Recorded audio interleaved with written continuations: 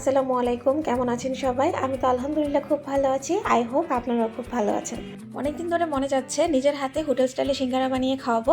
আগে এটা আমি খুব বানাতাম, যদিও আগে এত একটা ভালো পারতাম না, তবে ইদানিং ভালো পারি মোটামুটি, শেয়ার করার মতো আর কি।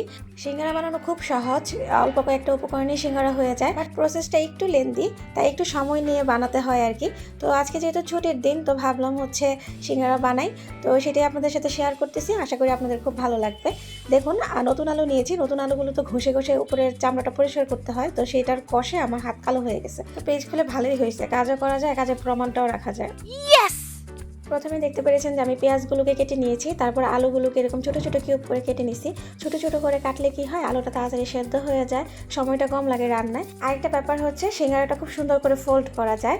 তো তারপর হচ্ছে আলুগুলোকে আমি সুন্দর করে এরকম করে সবগুলোকে কেটে নিচ্ছি। তো দেখুন, আলুগুলো কাটা শেষ হয়ে গেছে। আর আলুগুলোকে কিন্তু আমি কাটার আগে ধুয়ে নিচ্ছি, কাটার পরে আর ধোবো না, তাহলে আলুতে যে স্টার্চটা থাকে সেটাই অনেক আঠা আঠা হবে, তো পোরটা অনেক ভালো লাগবে খেতে।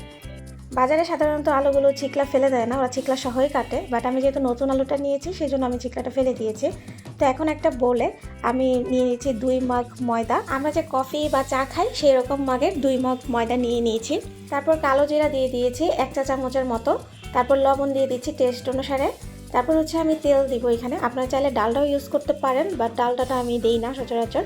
যদি কেউ ডালটা ইউজ করতে চান তাহলে 3 টেবিল চামচ ডালটা দিবেন আর 3 টেবিল চামচ সয়াবিন তেল দিবেন। আমি যেহেতু ডালটা ইউজ করছি না, তো আমি 6 টেবিল চামচের মতো সয়াবিন তেল দিয়ে দিয়েছি। তারপর হচ্ছে এগুলোকে আমি সুন্দর করে হাত দিয়ে সময় নিয়ে হচ্ছে মাখিয়ে নিব সবগুলো একসাথে।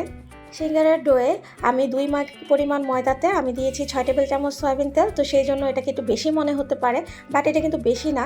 আপনি হচ্ছে তেলটা এরকম পর্যায়ে দিবেন, এই যে আপনি দেখতে পাচ্ছেন যে মুট করলে একসাথে হয়ে থাকবে, আবার ভেঙে ফেলা যায়। এরকম যত সময় নিয়ে করতে পারবেন ততক্ষণ হচ্ছে আপনার সিঙ্গারাটা মুচমুচে থাকবে, এবং হচ্ছে সিঙ্গারার গায়ে পুরিতে যেরকম ফুচকা পড়ে এরকম ফুচকা পড়বে না। সিঙ্গারার স্কিনটা কিন্তু মসৃণ হয়, এতে হচ্ছে সিঙ্গারার গাটা মসৃণও হবে, প্লাস হচ্ছে সিঙ্গারাটা ভাজার সময় তো আমরা ডুবো তেলে ভাজবো, তো সিঙ্গারাটা চিটচিটে হয়ে যাবে না, এত বেশি তেল টানবে না। এখন অল্প অল্প করে পানি মিক্স করে, আমি এখানে রুম টেম্পারেচারের পানি নিয়েছি, তো অল্প অল্প করে দিতে হবে বারবার, দিয়ে এটাকে একটা শক্ত ডো তৈরি করে নিতে হবে ভালো করে মথে। এই ডোটা বানাতে আমার 15 মিনিট সময় লেগেছে। ডোটাকে কোনোভাবেই নরম করা যাবে না, এটা খেয়াল রাখতে হবে। কালো জিরা আমাদের শরীরের জন্য খুবই উপকার, তাই আমি যে কোনো ভাজা পোড়ায় কালো জিরা দিই, আমার খেতে ভালো লাগে। আর হচ্ছে কালো জিরাতে এমনিতে নর্মালি খেতে হয় খালি খালি মুখে চাবায়, ওটা বেশি উপকার, বাট সেরকম করে তো সবসময় খেতে পারি না, তো যার জন্য হচ্ছে রান্নায় বা একটু ভাজা পোড়াতে মিক্স করে দিলে দেখা যায় যে খাওয়াটাও হয়ে যায়। এদিকে দেখুন, ডোটা এত পরিমাণ শক্ত হয়েছে যে আমি আঙুল দিয়ে প্রেস করার পরেও হচ্ছে এটা উপরে উঠে আসছে না, গর্ত হয়েই থাকছে। তো ডোটা পারফেক্ট হয়েছে কিনা এটা বোঝার জন্য আঙুল এভাবে ডাবিয়ে দেখবেন। তো এটাকে আমি 15 থেকে 20 মিনিট রেস্টে রেখে দিব। এই পর্যায়ে আমি আলুর পুরটা তৈরি করে নিচ্ছি। এখানে আমি 2 টেবিল চামচ তেল দিয়ে দিয়েছি। আর যে কোনো পুর তৈরি করার সময় তেলের পরিমাণটা কম দিতে হয়, আর যেহেতু আমি আজকে আলু ইউজ করব, তেল মশলা এমনিতেও আলু টেনে নেয়। তো তারপর হচ্ছে আমি এখানে পেঁয়াজ কুচি দিয়ে দিয়েছি, এখন পেঁয়াজটা নরম হয়ে আসা পর্যন্ত ভেজে নিচ্ছি।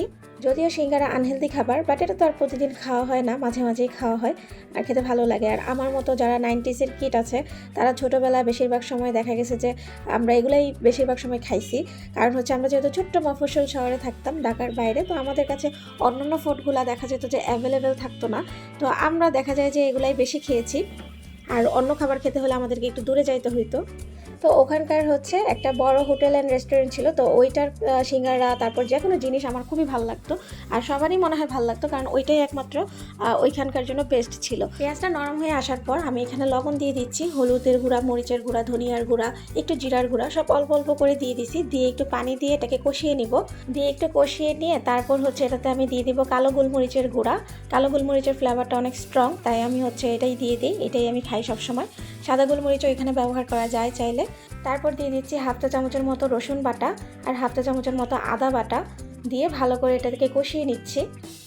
আমি এটাকে খুব ভালো করে কষিয়ে নিয়েছি 2-3 বার পানি দিয়ে। তো 2-3 বার পানি দিয়ে আমার মোটামুটি কষানো শেষ। এখন হচ্ছে আমি আলুগুলোকে দিয়ে দিচ্ছি। একে তো নতুন আলু, তার উপর ছোটো ছোটো করে কাটছি, এটা সেদ্ধতে বেশি সময় লাগবে না। তো 5 মিনিটের মতো আমি নেড়ে চেড়ে কষিয়ে নিব, তারপর পানি দিব। আমি এটাতে কাঁচা বাদামও ইউজ করেছি, জাস্ট পানি দিয়ে একটু ভিজিয়ে রাখছিলাম অনেকক্ষণ, তারপর এটা দিয়ে দিয়েছি, তাহলে সেদ্ধটা ভালো হয় সরাসরি ঢেলে দেওয়ার চাইতে। আর যেহেতু কাঁচা বাদাম, এটাকে আলুর সাথেই দিয়ে দিবেন, যেহেতু এটা কুক হওয়ার একটা ব্যাপার আছে। সিঙ্গারাতে কাঁচা বাদামের টেস্টটা আমার খুব ভালো লাগে। আর একটু বাদাম সহ সিঙ্গারা যেগুলো বিক্রি করে এগুলো এখন 15 টাকা পিস হয়ে গেছে, 15 টাকা 20 টাকা জায়গা ভেদে। তো আমি যখন প্রথমবার সিঙ্গারা বানিয়েছিলাম আজকে সেই ঘটনাটা আমার মনে পড়তেছে।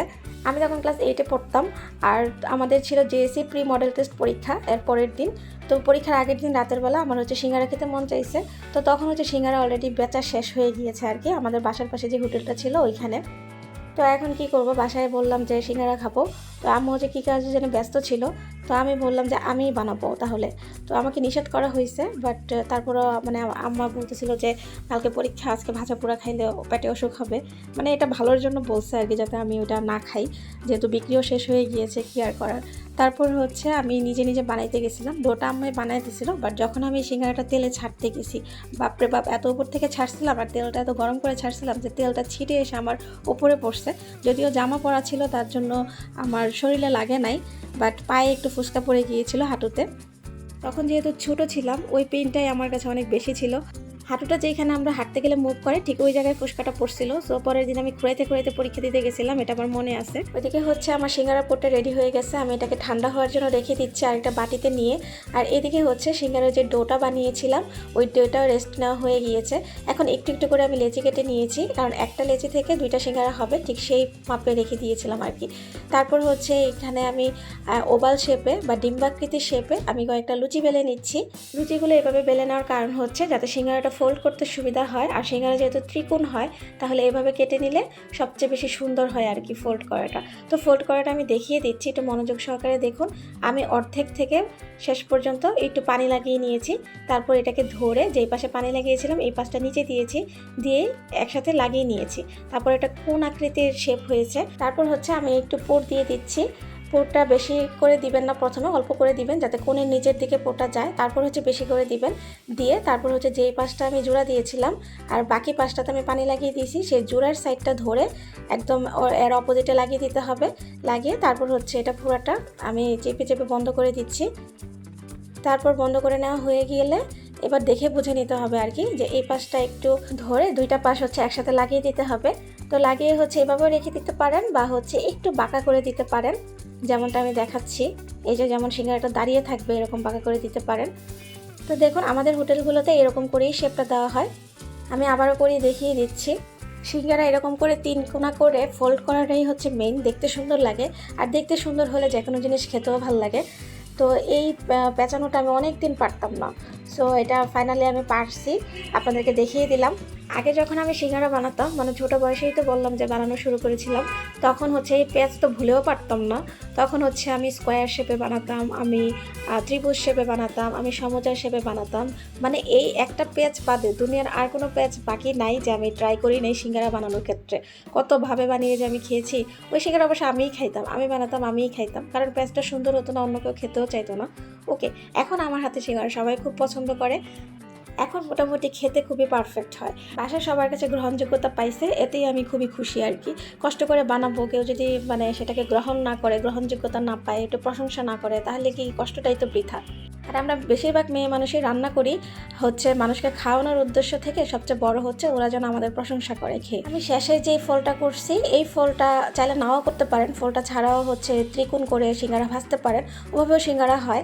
কারণ আমি কলকাতায় খেয়েছিলাম আর কি, ওরা আর ওই পেঁচটা দেয় না, শেষের পেঁচটা এইটুক পর্যন্তই রাখে, কোণ পর্যন্ত।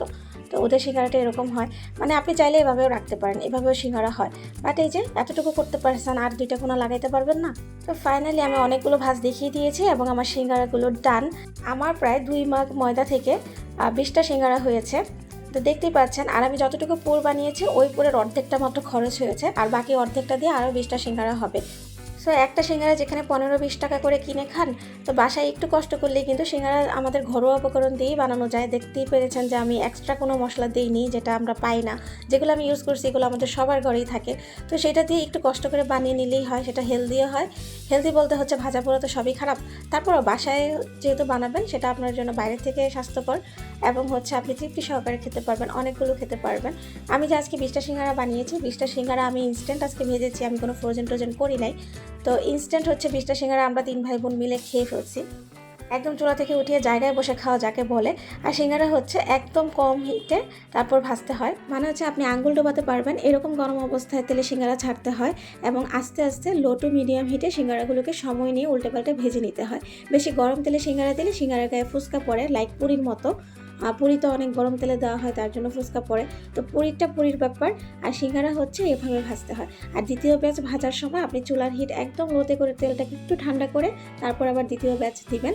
তো এভাবে ভাজলে আশা করি আপনার সিঙ্গারা পারফেক্ট হবে এবং খুবই মুচমুচে হবে। তো দেখতে পাচ্ছেন এই সিঙ্গারাটা কতটুকু মুচমুচে হয়েছে।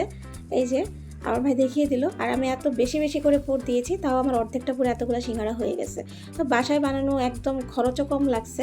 আমার মনে হয় 20টা সিঙ্গারা বানাতে আমার 100 টাকা খরচ হয় নাই। আমি এটাকে হোটেল স্টাইলে সার্ভ করেছি পেঁয়াজ আর কাঁচামরিচের সাথে। তো পেঁয়াজ আর কাঁচামরিচ নিচে, এই মরিচগুলো এত ঝাল এখন কান দিয়ে ধোয়া বেরোচ্ছে।